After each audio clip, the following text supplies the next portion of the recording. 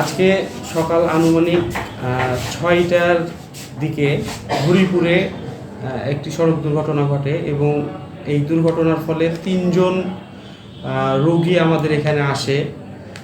সুমন, আমিরুল এবং সাদ্দাম।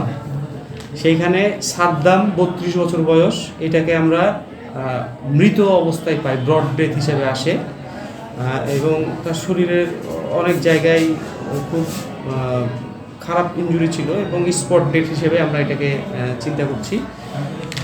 আর সুমন যিনি, তারও কিছু গুরুতর আঘাত ছিল শরীরে, সেজন্য এখানে কিছু প্রাথমিক চিকিৎসা শেষে তাকে রাজশাহীতে রেফার করা হয়।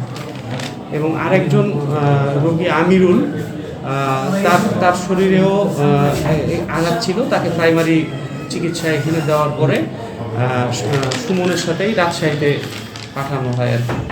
তবে সুমনের শারীরিক অবস্থা একটু বেশি খারাপ, আর আমিরুল মোটামুটি সেটেল আছে আর কি। এখানে যতটুকু আমরা শুনেছি, ফায়ার ব্রিগেডের সদস্যরা উদ্ধার করে নিয়ে আসছিল। এটা মুখোমুখি সংঘর্ষ হয়েছে দুইটা ট্রাকের, এটা আমরা শুনেছি আর কি।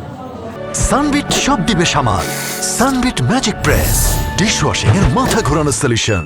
আমাদের জামাইয়েতে আমরা এই মুহূর্তে আসলাম, বড় অ্যাক্সিডেন্ট হয়েছে শুনলাম। আমরা এই মুহূর্তে এসে দেখছি যে লাশ অ্যাক্সিডেন্ট হয়েছে বাসের ট্রাকের সাথে। ওনার নাম কি? সাদ্দাম। ওনার বাবার নাম কি? সাইদুল। বাড়ি কোথায়? সাইদুল রামচন্দ্র, হ্যাঁ, রামচন্দ্রপুর, রাজশাহী। আমরা অ্যাক্সিডেন্টের কথা শুনলাম যে অ্যাক্সিডেন্ট হয়ে মারা গেছে, মেডিকেলে এখন লাশ নিয়ে আসছে পুলিশে, এসে ভর্তি করেছে। তো এখানে আছে শোনার পরে আইলাম, এটা এখন লাশ থানার সাথে হয়তো কথাবার্তা বলে নিয়ে যেতে হবে।